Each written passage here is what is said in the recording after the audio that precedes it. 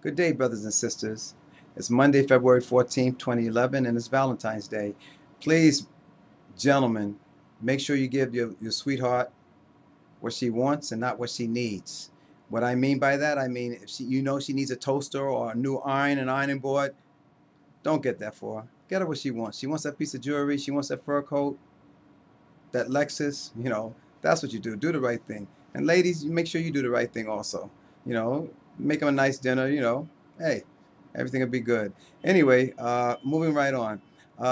New York City's workforce reform task force that Bloomberg set up to try to dismantle civil service, and the person that they put in charge of it was Martha Hurst, who was the former commissioner of DCAS, Department of Citywide Administrative Services. Now, DCAS was responsible for giving exams, grading exams, certifying lists, and make sure the agencies pull people from the list. She didn't do this. Now she's in charge of this agency. Now, I don't know what you think about this, but everybody's job is in jeopardy. And the only way we can take care of this, because when I looked at the listing of the actual task force workbook, there's about 23 items, I believe, and 16 of them are legislative, which means that they have to be voted on by our state legislators, which are the people that we vote for, the people that we put into office.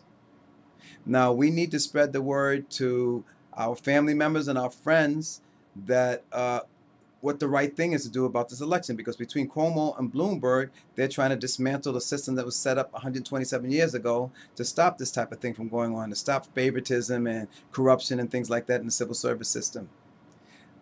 In this state, which happens to be the lowest voter turnout, which is New York State, of the whole country. Now, there's about 13.4 million eligible voters, registered voters in New York State, and only about 4 million turned out. There's about 4 million eligible voters or registered voters in New York City. Only 1.1 million of them turned out for the last election. Now, if you figure that 300,000 of those voters, that 1.1 million are union,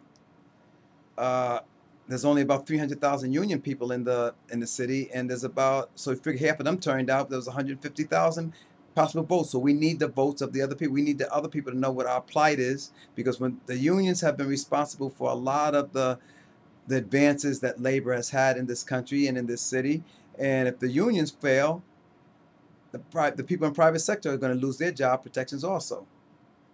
We need to get people out there. Remember, the slaves were freed by, and this is Black History Month, so this is appropriate. The slaves were freed by people who didn't own slaves. They were in slave-free states who came down and they battled. What we have to do is get the people upstate, these other voters, this other 13.4 or the 4 million, whatever we can capture, to vote in favor of our situation. To make sure these legislators know that if they don't do the right thing, if they don't vote in the favor of the people of this city, that we will make sure they do not get elected again.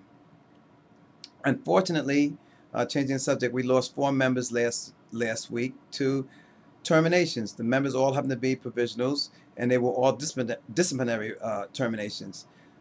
What happens is, I've seen members, when they work someplace for 10, 15, maybe 20 years, and that's the kind of time these provisionals had, they start to think that it's their company, it's their agency, and they start getting a little bit cocky. And what happens is management is using Long Beach to find a way to get rid of them. Now, one of the members happened to be on probation.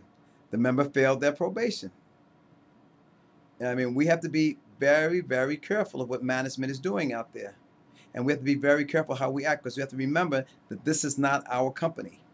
This is not our company. And right now, the way the situation is out there, and they're trying to get rid of people, if you're provisional, you have a problem. If you're permanent, you have a problem, because they still can bring you up on charges also. And remember, invoke your wine garden rights. Do not go to any disciplinary hearings or counselings without having union representations. What else do I have? The snow day. DC 37 hasn't resolved it yet with the city. They're still working on it, so there's no news on that. But stay in the loop. Keep doing what you've been doing. And if any updates come, you'll be the first person you hear from is us in here, either via the internet or through the webpage. The 2627 Black History celebration is this week, Friday at 6 p.m. And it'll be a great show, a live band, live entertainment food, and we hope everybody comes down. And it's we're talking about the life of Sam Cooke, and the chairperson is Cody Childs, which is one of our executive board members, and he's put on good shows before. Also, he's going to perform. Good and Welfare this week, we've had to send a couple of fruit baskets out. One to somebody at NYCHA, Sarka Steinman, who lost his father. And from CUNY, Phil Craig, his wife just had I should say they just had a baby boy. And congratulations to Phil, and our heartfelt sympathies go out to Mr. Steinman and his family. And we hope everybody has a good week.